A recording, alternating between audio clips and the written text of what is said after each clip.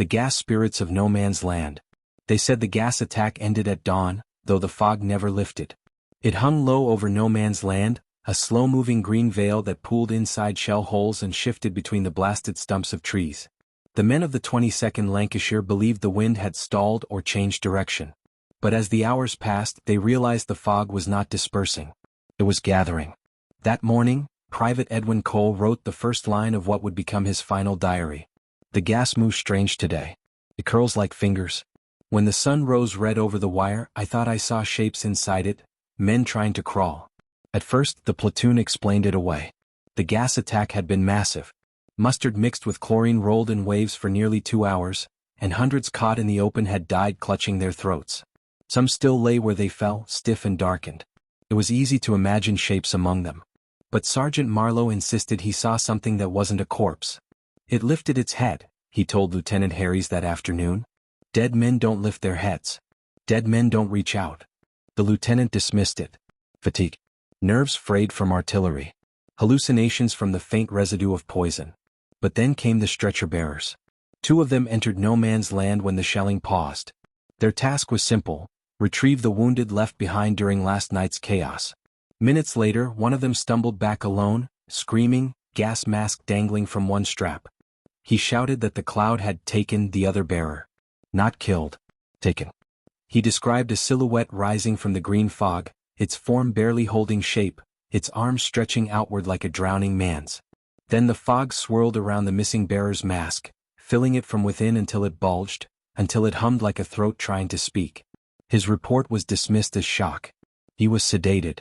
But word spread through the line faster than disease. The fog was alive. The fog was hungry. By evening, the French troops to the south had reported similar sights. Their official communiqué, later censored, described forms anthropomorphies flottant dans la brume, gestes implorants mais hostiles. Shapes with human gestures. Begging gestures. But not friendly. Private Cole noted in his diary. It watches us. The green is thick as oil tonight and the shapes are clearer. Faces half-formed. Mouths open like fish. Not breathing. Waiting. Night messed with the mind, but this night carved itself into memory. The fog glowed faintly as if lit from within. Men claimed the phosphorescent shimmer came from the gas itself. Others whispered that something inside the fog produced light the way deep-sea creatures did. Corporal Graves, who had survived Ypres and vowed he feared nothing, refused to look at the fog at all. It learns, he muttered, lighting a cigarette with shaking hands. It changes shape when we stare at it. As if pretending. As if mimicking what we fear.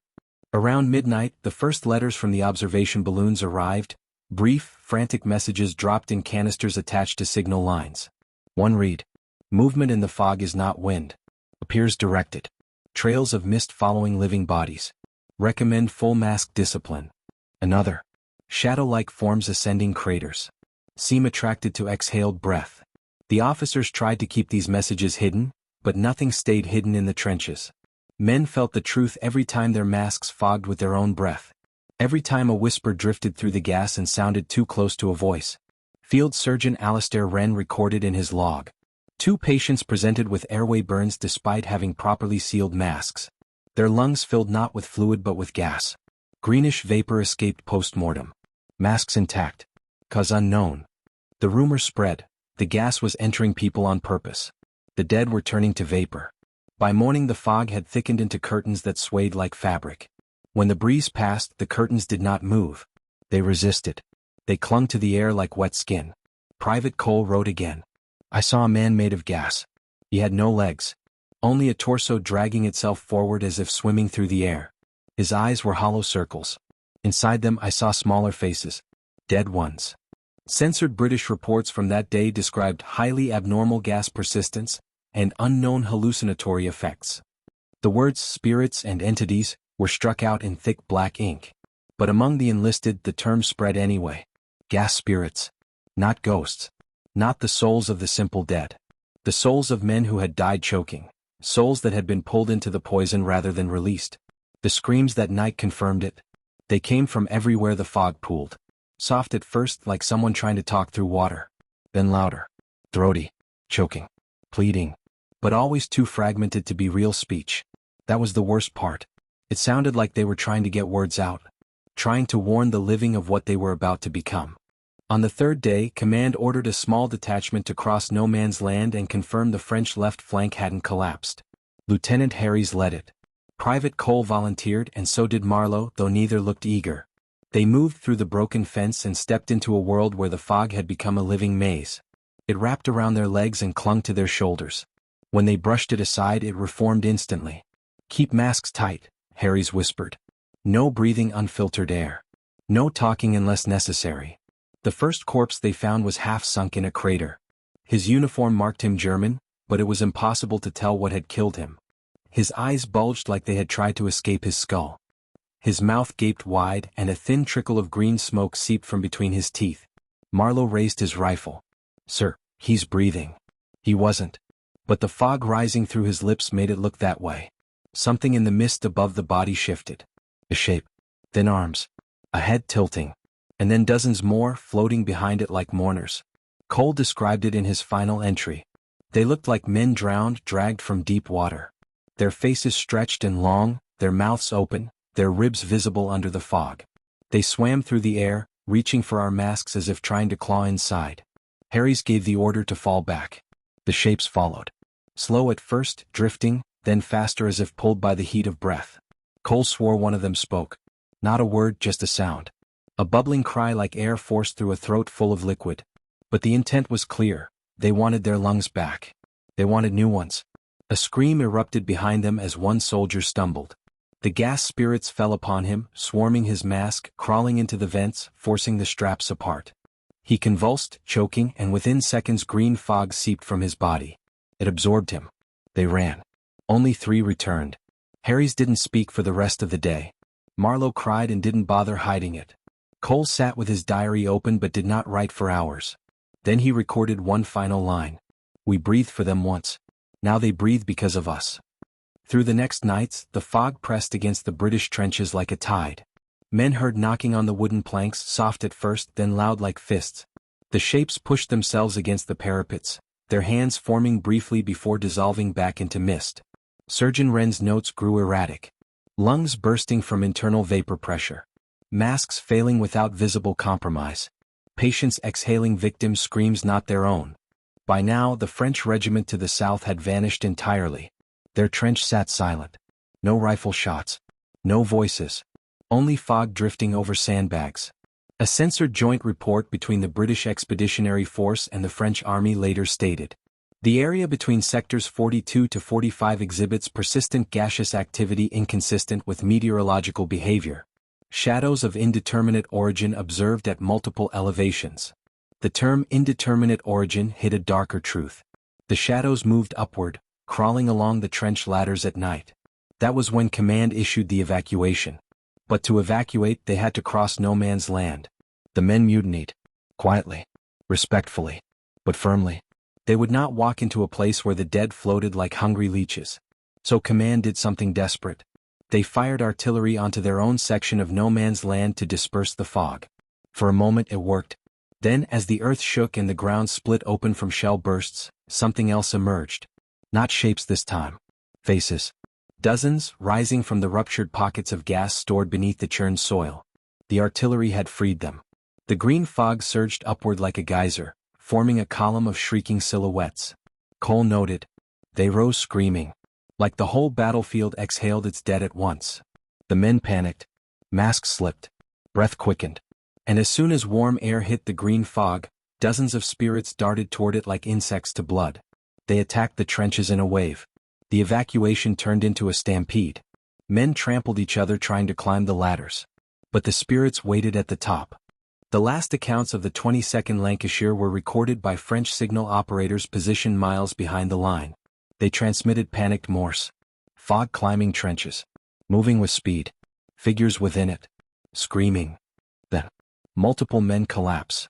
Masks pulled off. Gas entering them directly. Then only static.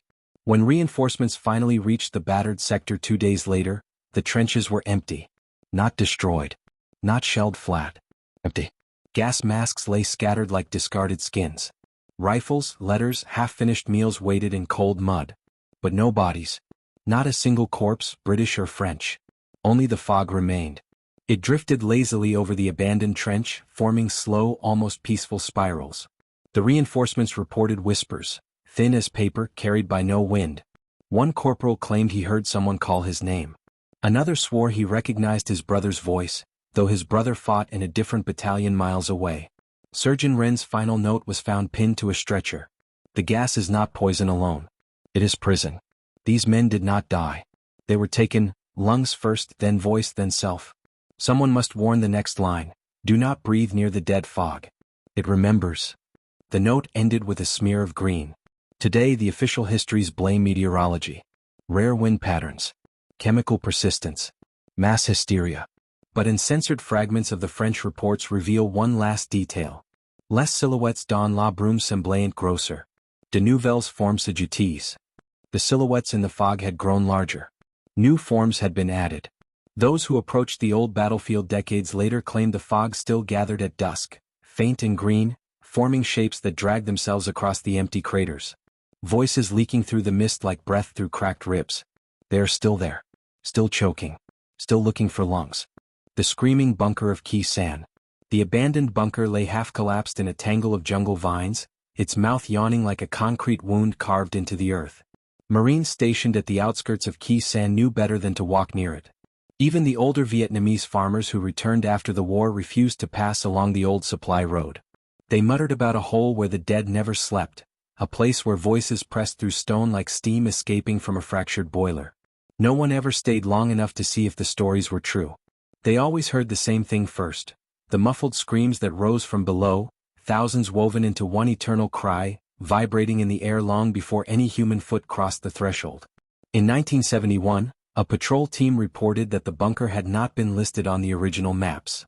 The concrete architecture was wrong, some hybrid of American reinforcement and older French construction, layered as though built in stages by hands that did not belong to the same era. Roots clutched its roof like fingers frozen in mid-grasp. The entry shaft descended at an impossible angle, as though the hillside had leaned forward to swallow it. The patrol's report noted only one line in the anomalies section. Interior filled with sounds of multiple screaming voices. No personnel observed. Years later, a Cambodian scrap metal diver tried entering the bunker after hearing rumors that old ammunition crates were still buried inside. Local soldiers watched him step in, heard him laugh nervously, then heard him stop. A moment later he sprinted back out with blood running from his ears and nose, raving about the ground shaking and the walls breathing. He died 4 days later, babbling in 3 languages he didn't speak. Khe Sanh veterans refused to discuss the bunker publicly, but fragments of accounts survived in redacted field reports. One from a Marine lieutenant described how during the siege, faint human tones seeped through the concrete at night, like ghosts pressed behind glass. At first the platoon assumed it was the wind funneling through ventilation ducts. But as the weeks dragged on, the murmurs thickened into desperate screams that rippled beneath the artillery roars.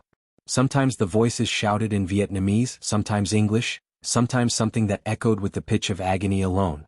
Some Marines claimed the bunker had not been there at the start of the siege. Others swore they saw silhouettes inside moving without light. The lieutenant wrote that one night the voices formed words. They were not comprehensible, but the cadence was unmistakably human. Men woke sweating, convinced someone was calling their name from underground. A radio operator scratched at the wall until his fingers bled, claiming he heard his dead brother pleading from inside the concrete. After the battle ended, the bunker was sealed, then unsealed, then sealed again, never officially recorded but always avoided. When the jungle reclaimed the valley, the bunker remained untouched. Even the rains washed around it, and the soil shifted away from its entrance like water bending around a stone. Those who lived near Khe Sanh whispered that the bunker fed on anyone foolish enough to wander too close. They spoke of nights when the screams pulsed through the humid dark like a heartbeat, rising with the mist, stretching across the valley like a warning. In 1999, a journalist investigating wartime disappearances found a crate of classified documents labeled Site Echo 9. The pages described a joint American ARVN excavation conducted during the siege. Engineers discovered a collapsed French tunnel network beneath Hill 861, fused with newer chambers dug by NVA sappers. But the deeper they went, the more unnatural the architecture became.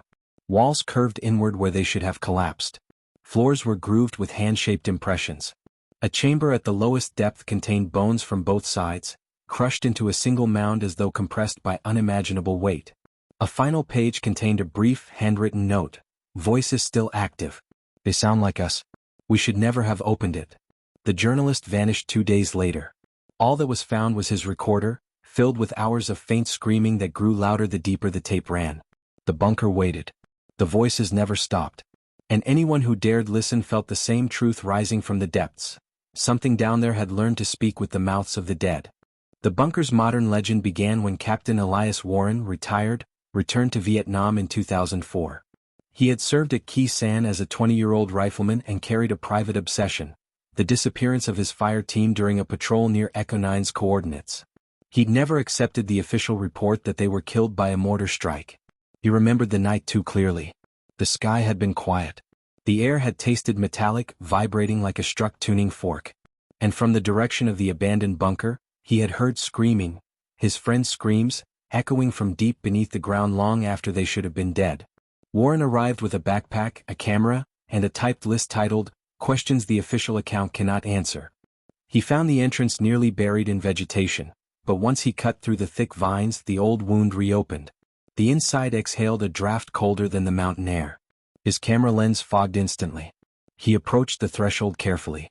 The ground faintly trembled beneath his boots. A low, continuous moan seeped through the concrete, like tortured air forced through a narrow pipe. As Warren leaned forward, the screams rose. Not loud, never loud, but layered. Hundreds, then thousands, crying in every register of human agony. His breath hitched as he recognized a voice among them. Lance Corporal Rizzo, who had vanished with the rest of his fire team. Rizzo's voice was crying for help, begging Warren to come inside. Warren's field notes recovered later described the sound with mechanical precision. Voices fired in parallel. No echo delay. As though many throats speak from a single resonant cavity. Emotional signature, extreme suffering. He wrote that the air tasted like rust and old gunpowder. He felt pressure behind his eyes, as though someone were pushing from inside his skull. He stepped inside.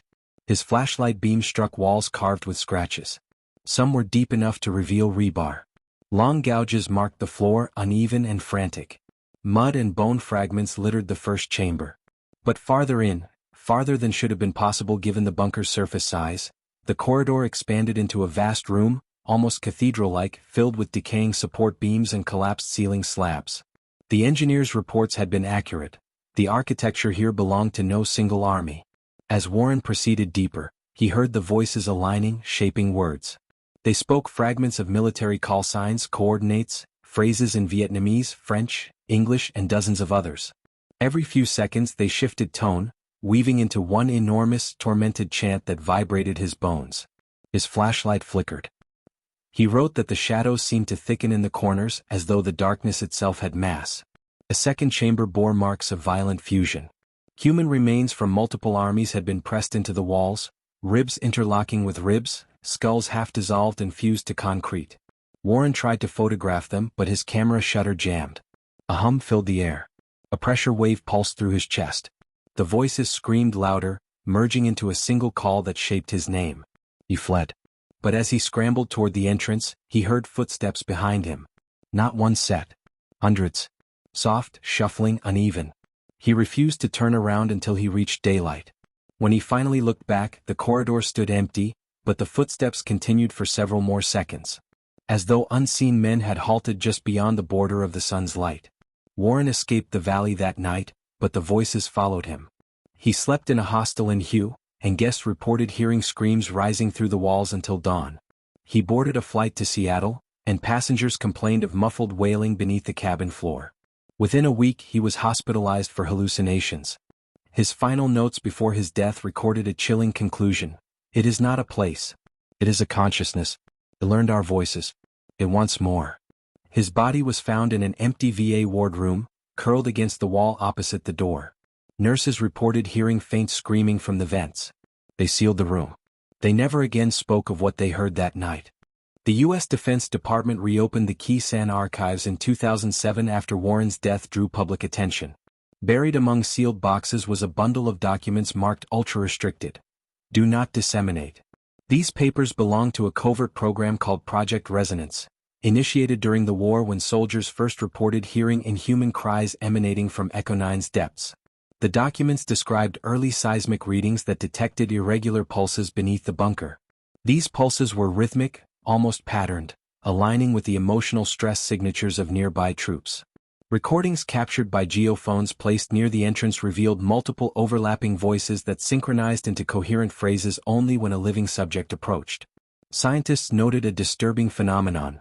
The screams grew quieter when the listener displayed fear, but louder when they displayed curiosity. It was as though the entity sensed intent and responded with tailored vocality. One report described an experiment conducted during the siege.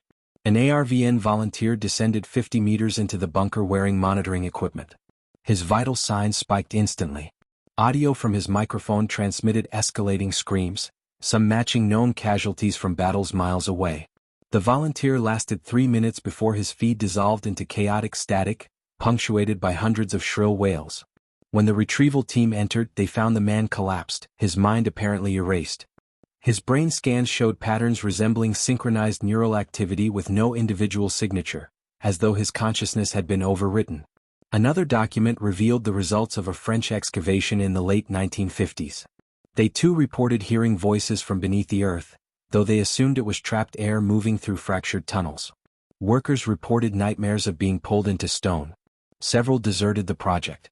The commanding officer wrote that the tunnels seemed alive, widening and narrowing unpredictably. They sealed the site after a collapse killed 6 men. Those bodies were never recovered.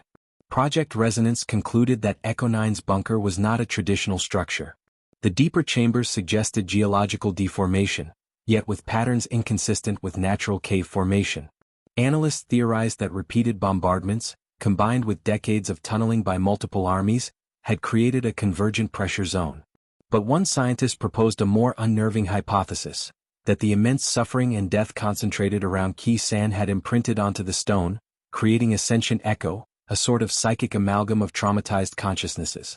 His memo was dismissed as metaphysical nonsense. Yet his final line echoed with prophetic clarity: if enough voices accumulate without resolution, they may attempt to resolve themselves through the nearest available consciousness. They will seek a host. 3 survivors from Warren's unit were interviewed.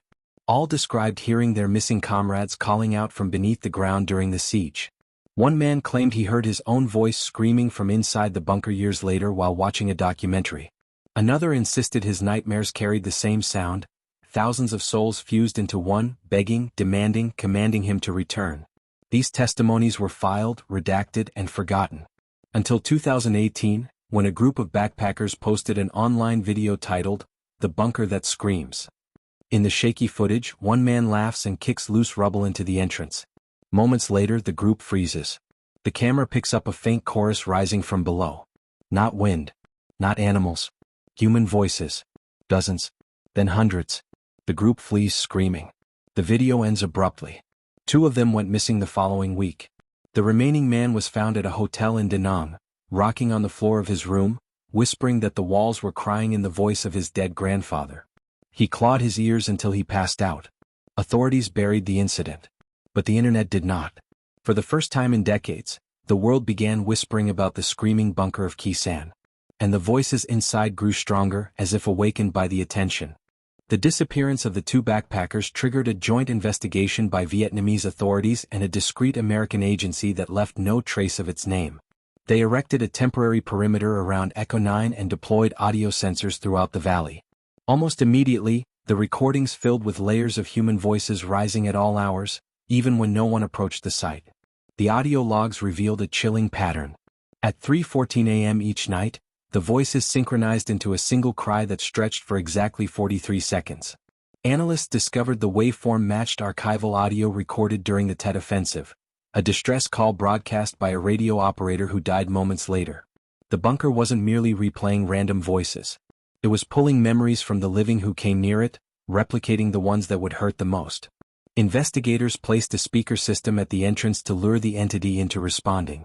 When they broadcast an old artillery shelling recording, the bunker answered with screams of men who had died during that very battle. When they broadcast silence, the bunker whispered names of living personnel at the site. When they broadcast white noise, the bunker stopped responding entirely as though listening. A breakthrough came when seismic anomalies revealed cavities extending far deeper than previously mapped. These caverns formed a branching maze beneath the valley, converging toward a central chamber whose depth no scanner could fully determine. Engineers concluded that the original bunker had partially collapsed onto a pre-existing cavern system, which itself bore signs of man-made reinforcement from multiple eras. Every army that had passed through Khe Sanh had tunneled here. Every army had left its dead behind. The central cavity emitted the loudest screams. A reconnaissance drone sent inside malfunctioned after 30 meters. Footage retrieved from its damaged memory card showed walls pulsating, stone bulging in and out as though breathing. In one frame, a human face appeared briefly, eyes wide, mouth open in a silent scream, embedded within the rock. In another frame, dozens of hands protruded from the concrete, palms stretched toward the camera. The drone's last recorded image showed the tunnel collapsing inward, yet in the aftermath no rubble was found. It was as though the stone had reabsorbed itself. A volunteer from the Vietnamese team, Lieutenant Tran, insisted on entering with a tethered line, determined to recover the missing backpackers. He stepped inside armed with a headlamp, 2 flares and a chest-mounted camera. His descent was monitored by a dozen observers. 20 meters in, he whispered that he felt someone walking beside him. The audio captured a second set of footsteps, out of sync with his own. Then a third. Then many more. Tran kept moving, driven by duty, until he reached the second chamber. His footage trembled violently as the screams surged through the walls. Faces flickered in his light, skeletal, half-formed, fused into stone. Some were American. Some Vietnamese. Some French. Their mouths stretched open as though inhaling. The walls pulsed. His tether line tightened. He whispered that he saw the backpackers. The observers saw nothing but stone. Then the screaming stopped. A silence so heavy it crushed the air. Tran's heartbeat surged on the monitor. He staggered backward.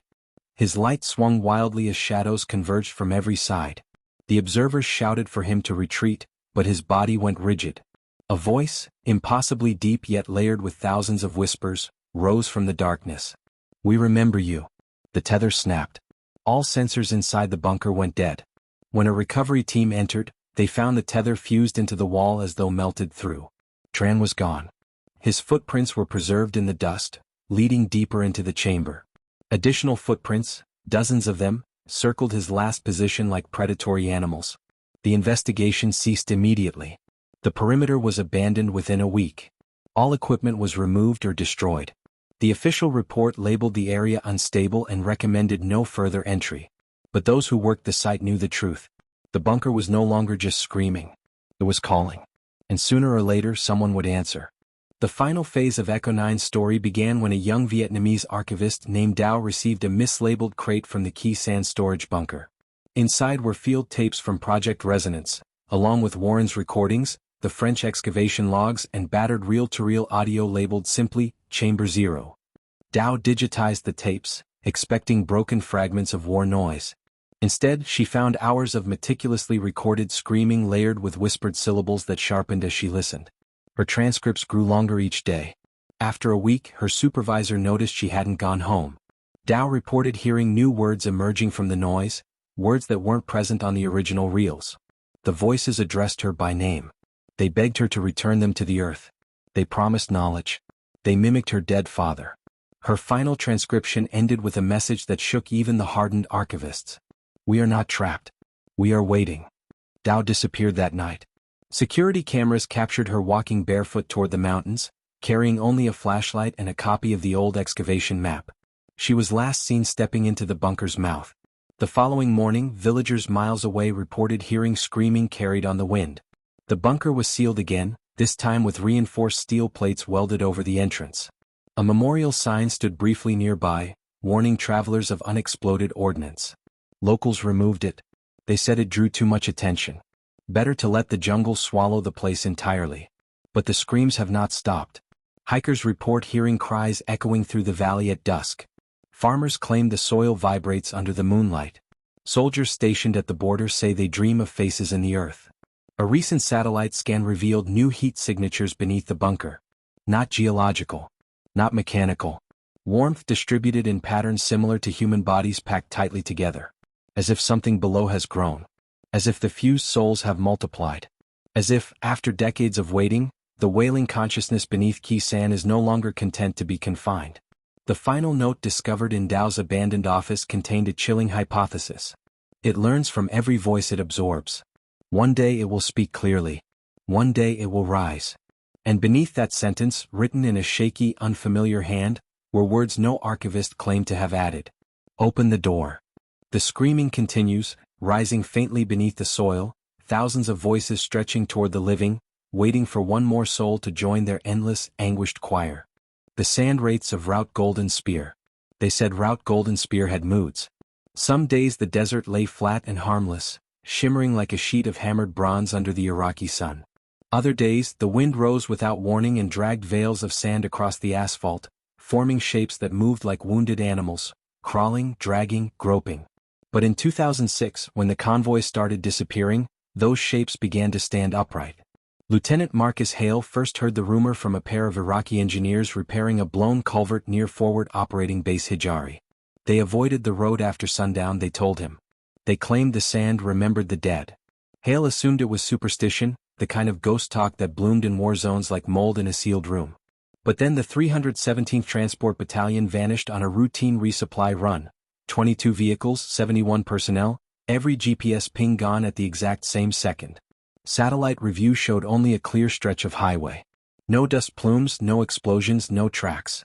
Just absence. 2 days later, fragments of the battalion's last radio transmission leaked through the classified channels into the whispers of everyone stationed at Hijari.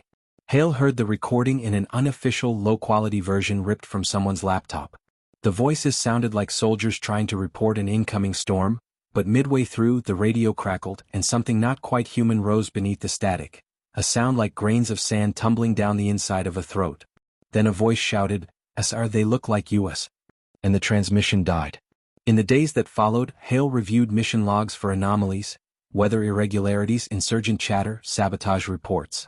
But each file he touched seemed rewritten, redacted, or rearranged by someone with no sense of human logic. Entire paragraphs had been removed only to reappear in different documents, mismatched, repeating like a mantra.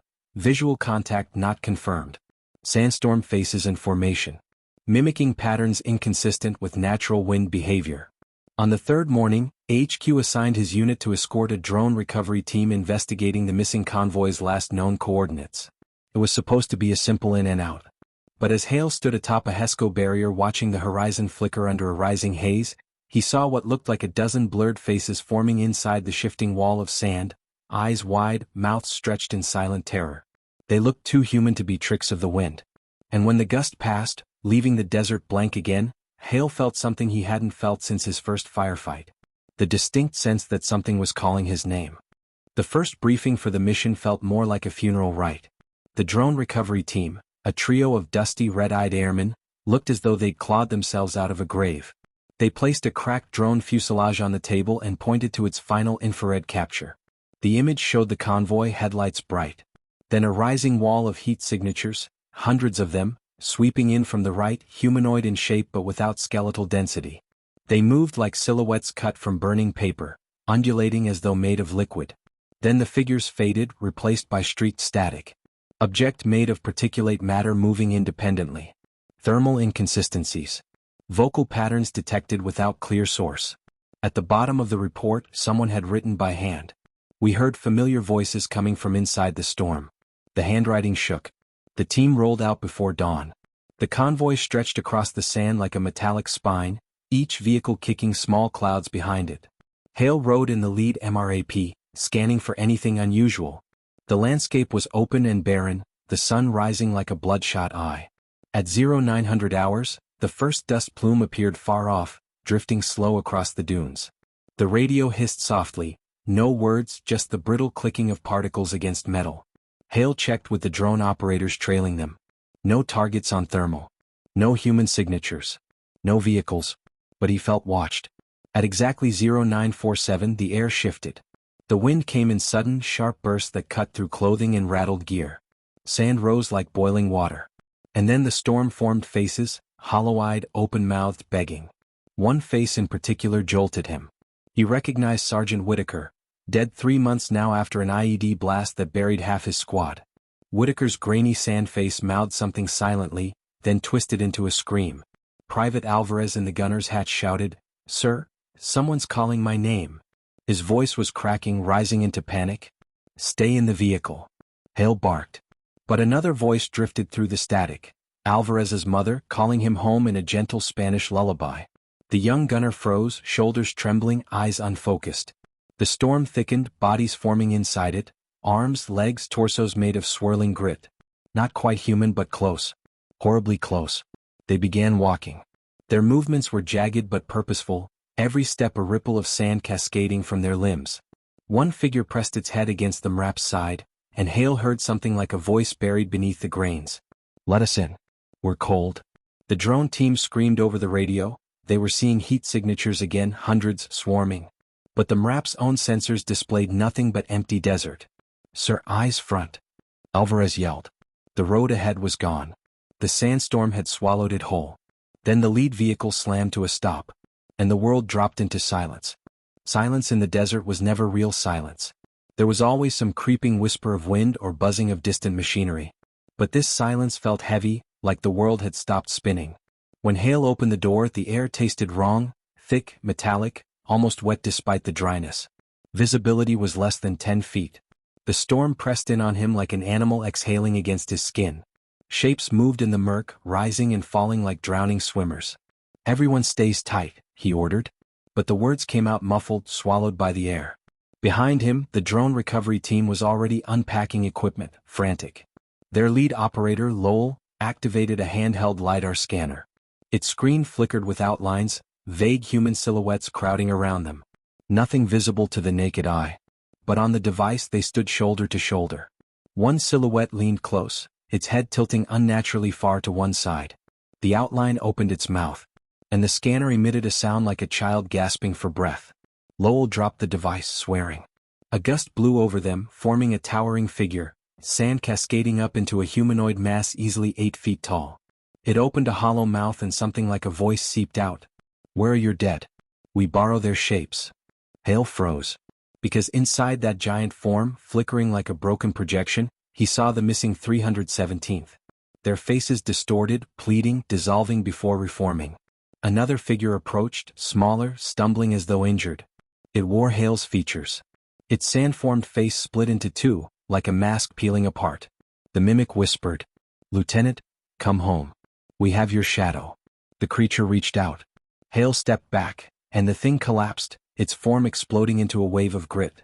But as it dissolved, the sand skittered unnaturally across the ground, flowing like liquid toward the wheels of the vehicles, burrowing beneath them. Tires sank. Engines died. Radio signals warped into garbled voices of dead men calling for help. "We need to fall back," Hale shouted. But the storm didn't let them. It wrapped the convoy in a spinning corridor of sand, walls rising like the inside of a throat. Something enormous moved within it, something made of millions of particles swirling in a humanoid architecture too complex for nature. The walls shuddered, and the storm began imitating the convoy's own soldiers. Voices, laughter, screams. Perfect replicas. Someone behind Hale sobbed, "They sound like us, sir. They sound alive." But Hale already understood the truth. The wraiths weren't mimicking them. The wraiths were learning them. Every breath. Every fear. Every word. They broke out of the storm by accident, if accidents existed anymore. A sudden downdraft collapsed part of the swirling wall, and Hale seized the moment. He ordered everyone into the 2 least damaged MRAPs, engines forced alive by manual bypass codes. They drove blind. The storm chased them, the wraiths forming tall silhouettes sprinting alongside the vehicles, limbs stretching to unnatural lengths, fingers dragging across windows and leaving trails like heated glass. A voice inside the radio said, "Marcus, it's me." It was Whitaker. Perfectly Whitaker. "Turn back. We're freezing. Bring us home. Please." Hale shut the radio off. By the time they burst through the storm's edge, the sun hung low, burning orange through the haze. The desert was empty again. No tracks behind them. No sign of the storm. As if the sand had swallowed every trace. They returned to FOB Hijari shaken, half delirious. But command refused their report. Their after-action review was heavily edited overnight. Terms changed, sentences inverted, supernatural descriptions replaced with environmental anomaly and probable insurgent interference. But Hale kept a private copy of the original. Someone had annotated it in red ink he didn't recognize. They formed connections with the recently dead. The sand remembers structure before the flesh is gone. This is not weather. This is replication. Drone footage from their mission, classified even higher, showed impossible shapes emerging from the storm. Not random. Organized. A column of sand-made soldiers moving in formation, perfect in spacing, posture, and direction. A perfect mimic of U.S. infantry drills. Someone in intelligence wrote below the footage. If they learn to hold weapons, we lose the desert forever. The night before Hale planned to escalate the report to Baghdad command, he woke to the sound of sand scratching against his door. The wind wasn't blowing. Something was dragging handfuls of sand along the metal, humming low, too close to a human voice to be natural. Hale armed himself and slowly opened the door. The desert outside was empty. But on the ground lay a perfect sand replica of his own hand. Still warm. Hale's final mission was never officially recorded. At 0420 hours, all personnel at FOB Hijari were ordered into position for an emergency evacuation. Dust storms rolling in. Potential insurgent attack. But as Hale emerged from the barracks, he realized the dust wasn't rising. It was descending, falling like snow from a sky the color of ash. The particles cascaded downward, merging, pooling, forming shapes on the ground. Shapes standing up. Shapes walking. Thousands of them. They rose in perfect silence, forming lines identical to military platoons. Their bodies rippled like fluid held in place. Their faces changed every few seconds, cycling through the missing 317th, through Hale's own men, through people he didn't recognize. Voices leaked out of them like distant radio transmissions. Help us. Come home. You left us in the sand. Then the wraiths attacked. Not with weapons but with imitation, morphing into each soldier's loved ones, dead squad mates, childhood friends. Their voices flawless. Their movements familiar. And every soldier who hesitated even for a second had sand forced into their mouth, nose, eyes, filling them from the inside out, turning them into hollow statues that walked with the storm. The base fell in under 10 minutes. Hale fought through the chaos, firing uselessly as bullets passed through bodies that reformed instantly. He made it to the highway, stumbling, bleeding, barely conscious. The storm followed. He turned once and saw the wraiths forming a shape, a colossal figure towering above the desert, its surface shifting through the faces of the dead. It spoke in every voice he'd ever lost. Marcus, the storm said. We learned your shape. The sand swallowed him. 3 days later, satellite imagery showed FOB Hijari intact, untouched. The highway clear. No signs of battle. No wreckage. No storm remnants. But on thermal scans something moved beneath the desert. Shifting. Organizing. Mimicking the heat signatures of men marching. The report was classified. Route Golden Spear was permanently closed. And somewhere below the dunes, deep in the memory of the sand, a new shape stirred, one wearing Lieutenant Marcus Hale's face.